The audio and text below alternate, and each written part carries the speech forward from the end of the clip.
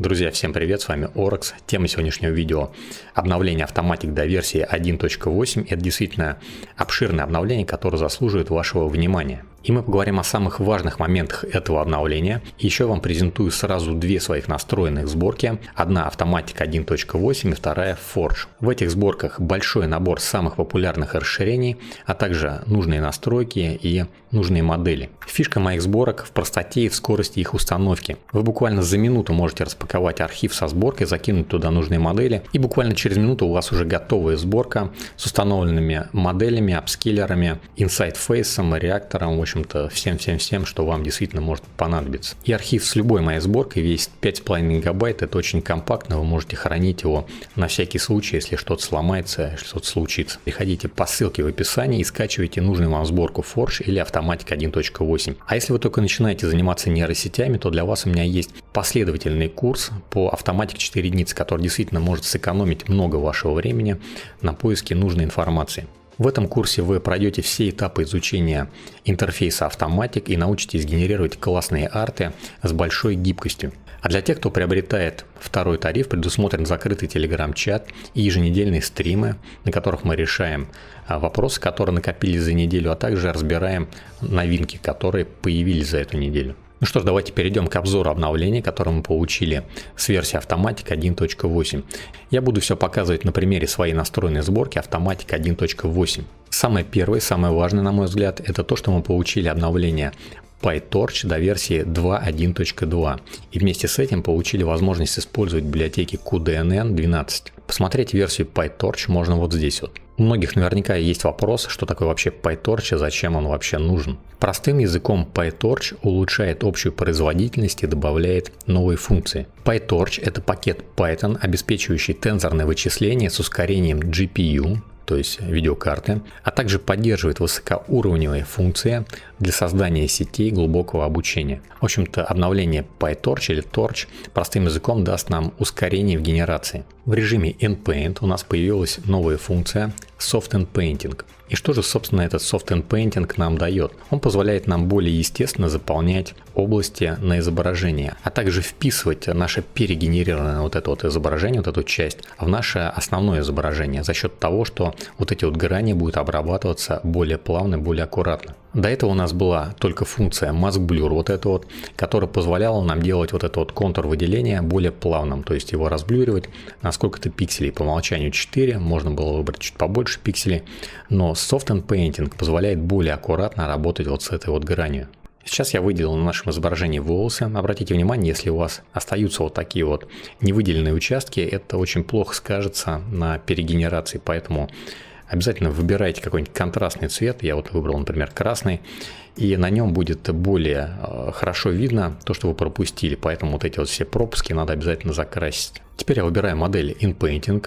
Выбираю Prompt, Blonde Hair, например. Дальше иду в настройки. И в настройках выбираю Only Mask, то есть будем работать только с замаскированным контентом, вот таким вот квадратом, грубо говоря. Дальше выбираю размер изображения 768 на 768, это оптимально для модели 1.5. Выбираю Denoising Strength 0.75, чтобы так посильнее были изменения, чтобы четко их было видно. И выбираем Mask Content Original, то есть будем изменять наш shape, а не перегенерировать его начисто. И все, давайте нажмем Generate, посмотрим, что у нас получится. В итоге у нас получается вот такое вот изображение. На краях у нас здесь достаточно резкое изменение, здесь это прям четко прослеживается по этим волосам.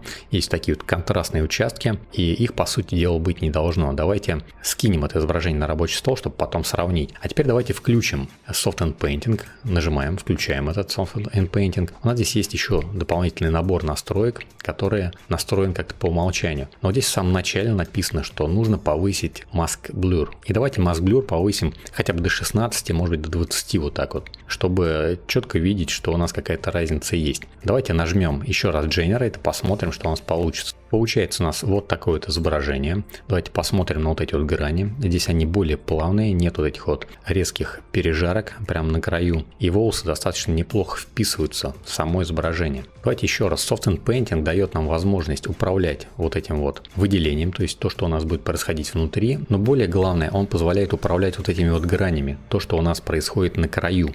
Но сейчас с помощью Soft Endpainting вот эта вот грань, она обрабатывается более аккуратно, более детально. Теперь это не просто заблюривание вот этого вот перехода. Теперь это дополнительная обработка этого перехода. И давайте сравним генерации, которые мы сделали без включенного Soften Painting и с включенным Soften Painting. Слева без включенного Soften Painting мы здесь видим на краях. Здесь волосы не очень аккуратно вписываются в основное изображение, а здесь они вписываются более аккуратно и более правильно. И это еще стандартные настройки, то есть мы ничего вообще не меняли, только включили Soften Painting и доверились этим стандартным настройкам. Давайте познакомимся с некоторыми из этих настроек, посмотрим, что у нас здесь есть и чем мы вообще здесь можем управлять. Первый параметр Schedule Bias. Этот параметр отвечает за то, какой график наших изменений будет. Наш график может быть линейный, если он установлен на единицу, то есть это линейные изменения от начала до конца генерации. Если мы Schedule Bias понижаем, делаем его ниже, то это означает, что график наших изменений будет вот такой. Он будет сначала резко расти, и потом в конце уже плавно-плавно доводиться до конца генерации, то есть с меньшими изменениями в конце. Давайте его понизим до 0,3 и сгенерируем, посмотрим, что у нас получится. Вот такая у нас генерация получается. Давайте ее тоже скинем для сравнения. И повысим этот параметр. Хотя бы вот так до серединки, до 4 давайте его повысим. И еще раз генерируем. И смотрите, это Schedule Bias 0.3. Это Schedule Bias 4. И вот это вот оригинальное изображение, чтобы было видно разницу. Смотрите, Schedule Bias, он влияет не на грани, а он влияет вообще на все наше выделение, все, что мы выделили внутри. То есть, когда мы использовали Schedule Bias 0.3, у нас график изменений был резким изначально и плавным к концу. Когда мы выбрали Schedule Bias 4, у нас было сначала вот такое плавное изменение и более уже резкое к концу. Соответственно, первый шум у нас был более похож на исходное изображение. Это, кстати, очень сильно здесь заметно. Вот такая вот прическа была. И здесь заметно, что схожесть прически более высокая, чем вот на Schedule Bias 0.3. Отсюда можно сказать следующее. Если вам сохраняемость контента под выделением нужна более высокая, то Schedule Bias нужно смещать вправо. То есть нужно смещать изменения ближе к концу генерации, а не к началу генерации, когда шум более крупный. Параметр Preservation Strength влияет на величину сохраняемости нашего контента под выделением. По умолчанию этот параметр стоит на 0.5. Если мы этот параметр будем понижать, то величина сохраняемости под выделением будет падать. Если мы этот параметр будем повышать, то величина сохраняемости нашего контента под выделением будет возрастать. Параметр Transition Contrast Boost влияет на контраст на границе нашего выделения. По умолчанию он выставлен на 4, но если мы его будем повышать, например, давайте повысим его вот так вот посильнее, нажмем Generate, посмотрим, что получится. И вот смотрите, Transition Contrast Boost вот здесь вот у нас выбран как 4, а здесь уже у нас выбран как 25. Здесь видно вот эти отдельные волоски, они становятся более контрастными, но в некоторых случаях это может привести к вот таким вот артефактам. Видите, вот в этом месте у нас пережарка как бы происходит, и мы уже испортились изображение, поэтому нужно подбирать этот параметр более аккуратно, но 4 в принципе это более правильный вариант, мне кажется, чем 25 вот в этом случае. Но если вам нужен более резкий контраст на гранях, то вам нужно этот параметр подобрать. Параметр Pixel Compose Settings – это настройка объединения пикселей. И вот эти вот 3 параметра влияют на смешивание пикселей, которое было на исходном изображении и которое у нас получилось при генерации. Параметр Mask Influence изначально выставлен на 0, и этот параметр отвечает за то, насколько сильно исходная маска должна смещать порог различия между исходным изображением и изображением вновь сгенерированным. Если мы этот параметр раздерем до единицы, то у нас получится вот такие вот артефакты в местах границ нашей маски. На мой взгляд, этот параметр лучше вообще не трогать и оставить его на нуле, как он есть по умолчанию. Параметр Difference Threshold будет влиять на то, насколько высокую прозрачность при смешивании будет иметь исходное изображение под нашим выделением. Если мы этот параметр поставим хотя бы на 3, то мы уже увидим больше исходного изображения, которое перекрывается, то есть перемешивается с нашим вновь сгенерированным изображением, которое вот справа находится. У нас получается такой микс, особенно это видно вот в таких вот полупрозрачных участках, где не все изображение целиком перегенерировалось, а где-то просвечивается фон. Опять же, этот параметр лучше оставить на 0.5, как он есть по умолчанию. И параметр Difference Contrast влияет на то, насколько сильно резким должен быть переход между смешанным и несмешанным изображением. Соответственно, Difference Threshold нужно тоже поднять, чтобы как-то увидеть вот эту вот разницу. То есть смешанное и несмешанное изображение, вот этот переход будет более контрастный. Если вам осталось что-то непонятным, то вы можете открыть этот вот пункт Help. И здесь достаточно развернутые ответы на каждый параметр. То есть можете перевести его в переводчик и почитать. С новой версии Automatic 1.8 у нас теперь стал поддерживать модели InPaint SDXL. Эти модели вы можете найти на Civitai. Вот так вот эта модель называется, Juggernaut XL in InPaint. Эта модель достаточно неплохо работает. Также есть еще базовая модель InPainting SDXL. Она находится уже в Hugging Face по следующей ссылке. Ссылки я приложу в описании к этому видео. На мой взгляд, вот эта вот базовая модель работает хуже, чем модель Juggernaut XL InPaint. Поэтому советую вам скачать именно вот эту вот модель и попробовать погенерировать в InPaint с ней. Давайте я выберу модель Juggernaut InPaint V4 и с помощью нее сгенерирую. Опять же, я выберу Soft InPainting и понижу CFG Scale, потому что разработчик рекомендует выбирать CFG Scale более низкий, вот такой вот 1.2 и Sampling Steps хотя бы 10-20. Я выберу CFG Scale 2. Количество шагов у меня такое же, как и на предыдущих генерациях. Нажимаем Generate, давайте посмотрим, что получится. В итоге получается вот такая вот генерация. А вот справа генерация на модели 1.5 InPainting. В общем-то, по качеству пока результатов каких-то высоких моделей SDXL InPaint не показывает. В общем-то, InPainting 1.5 остается пока лидером все равно. Но я думаю, в будущем модели InPaint SDXL будут становиться лучше, и по качеству они, в общем-то, приблизятся к модели 1.5, а может быть и обгонят их. Но на данный момент ситуация вот такая вот. В разделе Text to Image у нас появилась вот такая вот кнопка, которая позволяет делать High Res Fix Upscale. Вот этой вот кнопочкой теперь. То есть мы генерируем наше изображение, переходим вот сюда вот в High Res Fix, здесь выполняем нужные нам настройки, допустим, выставляем Denoising Strength 0.4, выбираем Upscaler CX или формата DAT, кстати, мы сейчас поговорим немножко об этом попозже. Выбираем нужное количество шагов, выбираем нужную модель для перегенерации, нужный промпт, нужный негативный промпт и нужный сэмплинг метод. И теперь выключаем этот параметр и снова генерируем наше изображение.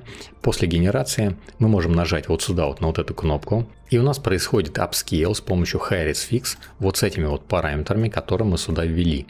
В итоге мы получаем вот такое вот апскейльное изображение буквально нажатием одной кнопки High Res Fix. И чтобы настройки High Res Fix каждый раз не вводить заново, мы их можем прописать вот здесь, в этом вот файле uiconfig.json. И тогда уже сюда каждый раз лазить не нужно будет, вы просто генерируете ваше изображение, нажимаете эту кнопку и получаете Upscale High Res Fix с нужными вам параметрами. Это достаточно удобно. С версии Automatic 1.8 мы получаем официальную поддержку LSM моделей быстрого согласования. LSM модели — это такие модели, которые позволяют нам ускорить процесс генерации благодаря понижению Sampling Steps до 2-5 шагов. Модели LCM быстрого согласования — это вот такие вот специальные лоры, которые предназначены для определенных типов моделей, например, для SDXL, для модели SD 1.5, для модели OneBig, к примеру. Добавить их и применить можно таким же образом, как вы используете обычные лоры. То есть закидываете эти модели, видите, в папку лоры. Я, например, создал там дополнительную папку LCM.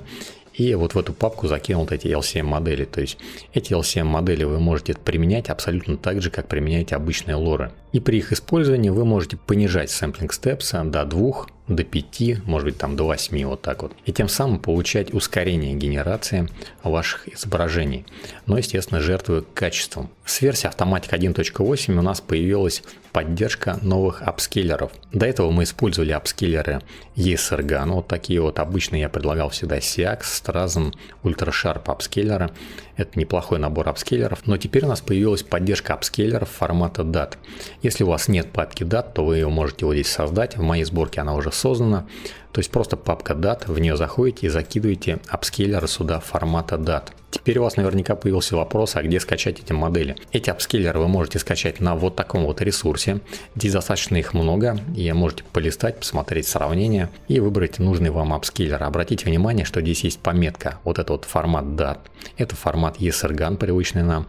Есть еще вот такие вот форматы компакт. Они пока не поддерживаются автоматиком. То есть находите здесь нужный вам апскейлер формата DAT или формат ESRGAN можете использовать и добавляете этот апскейлер в соответствующую папку. Если формат DAT, то добавляйте ее в папку DAT, как у меня вот здесь добавлено. То есть в моих сборках два вот таких апскейлера уже добавлены. Один апскейлер для лиц, а второй апскейлер общий. И вот этот вот апскейлер NoMoss UniDAT, он работает немножко лучше, чем апскейлер CX, который я обычно прикладываю к своим сборкам. Ссылка на этот сайт с апскейлерами будет в описании под этим видео, так что переходите и скачивайте нужный вам апскейлер. С версии Automatic 1.8 у нас появилась поддержка древовидные системы для гиперсетей. Это текстовые инверсии, гиперсети, чекпоинты, лоры. Например, перейдем в текстовые инверсии, нажимаем вот эту вот кнопку «Древовидная структура», и у нас открывается вот такой дополнительный блок. Здесь мы можем увидеть все наши модели в формате древовидной структуры. Есть здесь дополнительные опции «Скопировать путь», «Настройки». И здесь они тоже дублируются на вот этих вот карточках. Теперь, если мы в промпте используем какую-то лору, которой у нас вот здесь вот нету, то у нас будет выдаваться предупреждение, что такой лоры нету. Также у нас здесь есть такой вот вертикальный разделитель, и на компьютерах он доступен, а вот на сенсорных экранах он раньше был недоступен.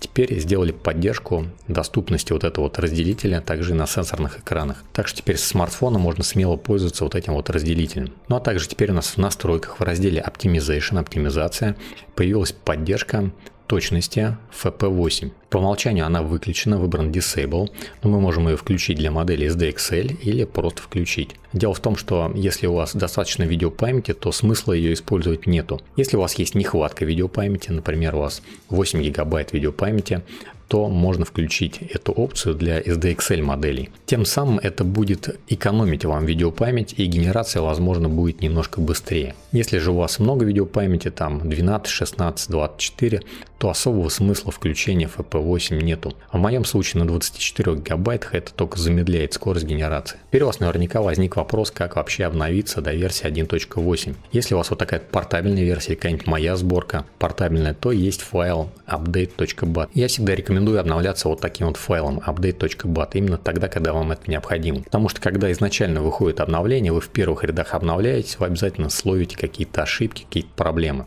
Если вам в этот момент нужно выполнять какую-то работу, то это будет для вас неприемлемым. Если у вас классический обычный автоматик, который вы установили обычным способом, то можете зайти в WebUseBet, правой клавишей нажимаете, выбираете «Изменить». Прописываете здесь вот такую вот запись git pull, нажимаете «Файл сохранить» и запускаете этот файл в WebUseBet. Но это только если у вас не портабельная версия, потому что если у вас портабельная версия, то вы, скорее всего, себе автоматик вообще сломаете, если запустите его файлом WebUseBet. Запуск портабельной версии, я еще раз напомню, исключительно только файлом runbat. В противном случае, если вы вот этим файлом запускаете, то вы превращаете ваш автоматик в обычную сборку, и то есть у вас установится вот эта виртуальная среда, и вы, скорее всего, просто себе все поломаете. После обновления git-pull я вам рекомендую либо убрать эту строку отсюда из WebUseBet, либо ее закомментировать вот таким вот способом. То есть вот сюда вот так вот прописываете /rm, и эта строка считается закомментированной, и она исполняться не будет. Поэтому нажимаете «Файл сохранить», и дальше уже можете опять же запускать автоматик. В следующий раз, когда вам понадобится обновиться, вы вот эту вот /rm удаляете, нажимаете «Файл сохранить» заново, и заново запускаете WebUseBet. Потом вот эту вот запись обратно возвращаете, чтобы у вас автоматик автоматически не обновлялся. Если у вас обновился автоматик, он обновился криво, то вам, скорее всего, придется переустанавливать PyTorch, Xformers. И это достаточно такой нудный процесс, особенно если вы в этом не разбираетесь. Поэтому я вам рекомендую просто поставить новую сборку и все модели, все нужные файлы, вот эти эмбеддинги, экстеншены, models просто перетянуть в новую сборку, и все. То есть это будет намного быстрее для вас. Если же вы разбираетесь во всех этих командах, то это другое дело. Смотрите, к этому видео я подготовил две новые сборки. Это автоматик 1.8, новый автоматик со всеми установленными расширениями, со всеми установленными моделями, ну как обычно, в общем-то, я выкладываю. И модель Forge, тоже она 1.8, то есть последнего обновления, со всеми теми же самыми расширениями, которые установлены в автоматик 1.8. Выглядят они абсолютно одинаково, по функционалу они практически одинаковые, но есть небольшая разница. Вот здесь в автоматик 1.8 я добавил расширение StableSR. StableSR — это такой апскейлер специальный, он выбирается вот здесь в скриптах, выбираем скрипт, выбираем StableSR. Здесь уже загружена нужная модель. Модель называется вот так вот. Здесь уже установлен Multi-Diffusion, Tile Diffusion, он вот так называется. То есть его включаете, выбираете здесь Mixture. Все параметры здесь остаются. Дальше выбираете Tile. Переходите в стиле. В стилях выбираете StableSR. Выбираете модель чекпоинта базовую 2.1.768. Здесь ее у меня в списке нет, но в соответствующем видео на моем канале про StableSR там все это есть и все это показано. В общем-то, в автоматик 1.8 все здесь есть, кроме модели 2.1. Ее вам нужно будет установить, и StableSR у вас будет работать прямо с коробки. По поводу других расширений, добавлено вот такое вот расширение Tab, оно называется. И теперь здесь можно переходить по вот этим вот дополнениям, расширениям с помощью вот этих вот кнопок. Если вы нажимаете Ctrl и нажимаете по какому-нибудь расширению, вы его автоматически включаете при переходе. Здесь установлено следующее расширение Reactor, соответственно, для него установлена библиотека InsideFace, установлен Kohi HighResFix, установлен FreeU, причем с FreeU уже обновленный. Здесь можно выбрать, прям, допустим, для SDXL, выбрать Apply, и все настройки применяться для модели SDXL. Это улучшает качество выборки, в общем-то, патчер модели, это по-другому называется. FreeU влияет на качество генерации и на правильность генерации, особенно если у вас какие-то сложные объекты, например, там молнии, кармашки, они будут отображаться более правильно с использованием FreeU. ControlNet здесь есть, он обновленный, вам останется только сюда добавить нужные модели. Tile Diffusion необходим для StableSR, я его добавил по этой причине. Demo Diffusion добавляется вместе вот с этими вот Tile Diffusion и Tile Twine, то есть это неотъемлемая часть вот этого вот расширения, поэтому брать ее отсюда нельзя. И еще добавлен автодетейлер.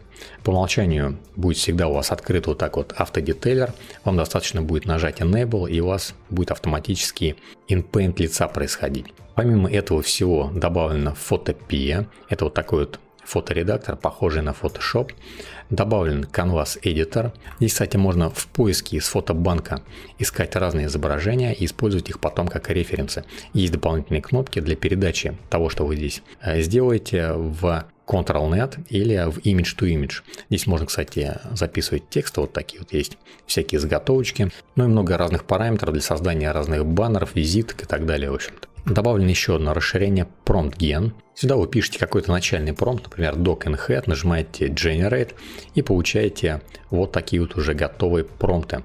Эти промпты сгенерированы с помощью GPT-2. Есть вот такие вот следующие настройки. Можно выбрать вот такие вот разные модели, на основе которых будут происходить вот эти вот генерации. Есть вот эти вот параметры, есть information. Здесь можно почитать перевод, что эти параметры значат. И какой-то промпт, который вам понравился, вы по нему нажимаете to text to image или to image. Например, to text to image, отправляем его сюда. Нажимаем Generate и получаем генерацию на основе вот этого вот промпта. Обратите внимание, сейчас у меня был включен детейлер, и он детализировал лица собак. До этого у нас лица только людей определялись, но теперь детализируются и даже лица собак. И, кстати, в автодетейлере очень много разных параметров появилось за последнее время. Есть детализация отдельно глаз, есть детализация вообще всего по промпту, вот то, что вы пропишете. В общем-то, поэкспериментируйте, посмотрите обязательно. Это расширение автодетейлера очень интенсивно обновляется, и здесь действительно много интересных нововведений. В HighResFix у меня включены вот такие дополнительные параметры. Можно выбрать какую-то другую модель для апскейла, выбрать другой сэмплинг метод для апскейла, другой промпт и другой негативный промпт. А на вкладке Extras вы можете найти вот такое вот расширение Remove Background. Закидываете сюда изображение, включаете Remove Background, выбираете модель. Я выбираю самую первую модель. Здесь есть, кстати, дополнительные вот эти вот настройки. Ими тоже можно поиграться. Нажимаете Generate и получаете вот такое вот изображение уже с удаленным фоном. Вы его можете сохранить как PNG, и фон будет удален, то есть вырезан. Также для замены еще фона вы можете перейти на вкладку Image to Image, здесь перейти на вкладку InPaint Background. Сюда закидываете нужное вам изображение, на котором вы хотите заменить фон. Вот, например, вот такое изображение. Здесь можно, кстати, сразу параметром Blur, вот так вот в прямом эфире прям, и размывать вот эти вот участки смежные фона. Потом, когда вы выставили нужный вам параметр, нажимаете Generate, и у вас генерируется изображение с фоном из описания. То есть вот здесь в описании прописываете фон, например, зимний пейзаж, и получаете этого же персонажа уже на фоне зимнего пейзажа, к примеру.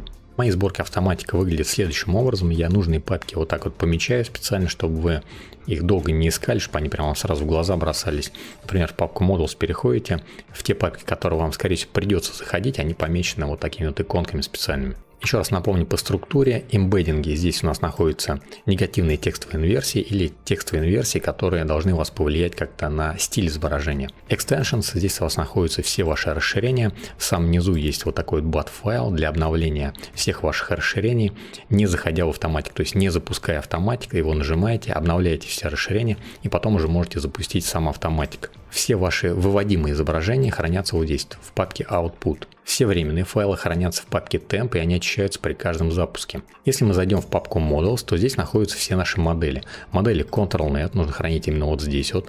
Модели DAT, это апскейлеры. Здесь, кстати, уже будет у вас набор из 2 апскейлеров.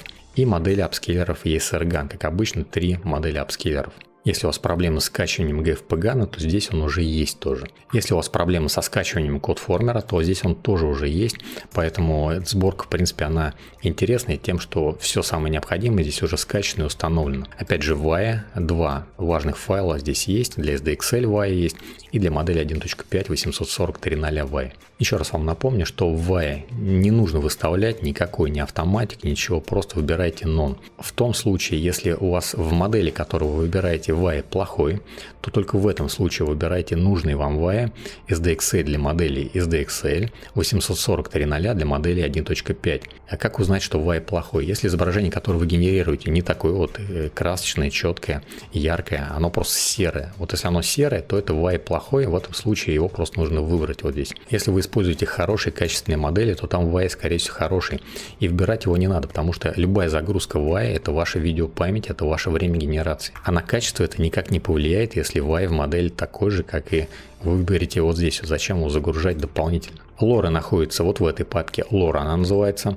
Здесь по умолчанию никаких лор нету, поэтому если вам какие-то лоры нужны, вы их можете скачать на Civitai, можете скачать мои подборки этих лор и поместить их вот сюда, вот распаковать их. И модели, чекпоинты, основные модели, на которых происходит генерация, они находятся вот здесь вот в папке Stable Diffusion. То есть вот сюда вот переходите и перекидываете нужные вам модели. Перед тем, как первый раз запустить автоматик, перед тем, как первый раз запустить Forge, обязательно закиньте модели, потому что если вы ни одну модель сюда не закинете, скачается базовая модель 1.5. Она весит около 4 гигабайт, и она вам на самом деле не нужна, потому что она генерирует плохо и занимает только место на вашем компьютере. Поэтому сначала закиньте нужные вам модели вот сюда, вот в эту папку, по вот этому вот пути. Что на Forge, что на автоматике 1.8. И только после этого запускайте Forge или автоматик с помощью RunBat. Не запускайте ни Forge, ни автоматик портабельный с помощью файла WebUseBet. Еще раз предупреждаю, потому что вы просто поломаете автоматик. Если захотите обновить автоматик или Forge, обновляйте его с помощью файла update.bat. Вот и все. Мои сборки автоматик 1.8 и Forge, они будут состоять из 2 таких вот архивов. Вы можете эти сборки скачать бесплатно в моем Яндексе, ссылка будет в описании, и в моем большом телеграм-чате. Если у вас не скачивается с Телеграма, переходите, качайте в Яндексе. Если не скачивается с Яндекса, то переходите, качайте в Телеграме. Если у вас на Яндексе есть ограничения по скачиванию, то перекиньте вот эти вот файлы на Яндексе на свой Яндекс.Диск и уже с него скачайте. Ну, на этом, друзья, все. Если вам интересен последовательный курс по автоматику, я еще раз напомню, переходите на сайт stablediff.ru, там вы можете приобрести сам курс, ну а также можете приобрести доступ к стримам на полгода вместе с этим курсом. Ну, еще раз напомню про наши ресурсы. У нас есть вот такой вот большой телеграм-чат. Здесь много различных тем, на которые вы можете общаться, можете делиться своими промптами вот здесь вот, можете задавать какие-то технические вопросы по разным темам, например, Conf.ui достаточно широко обсуждается. Очень много людей, которые разбираются действительно и вам могут подсказать в чем-то. Есть у нас еще вот такой вот канал Stable Diffusion. Здесь мы выкладываем интересные промпты, новости. В общем-то, делимся разной интересной полезной информацией. А вот так вот выглядит наш закрытый телеграм-чат. Это чат-поддержка курса. Здесь по каждому уроку можно отчитаться, задать вопросы. Есть у нас раздел стримы, и здесь у нас хранятся записи стримов, которые мы проводим каждую среду в 19:00. На стримах мы не только обсуждаем вопросы, которые у нас возникают по домашним заданиям, но также обсуждаем всякие новинки. Вот, например, на последнем стриме мы обсуждали апскейлер Super, обсуждали модель SDXL Ctrl-Net Tile, обсуждали FreeU, но также и обновление автоматика 1.8 и также другие вопросы, которые у нас возникают, которые люди просто задают. Ну и помимо вот этих вот стримов у нас еще и сам курс обновляется. Если что-то полезное выходит, то я это обязательно добавляю в наш курс, причем добавляю это в определенной последовательности, в той, в которой эту тему нужно пройти. А так, друзья, спасибо за просмотр и за поддержку вашу. Спасибо, что досмотрели большое видео до конца. Всем хорошей генерации, всем удачи, всем пока.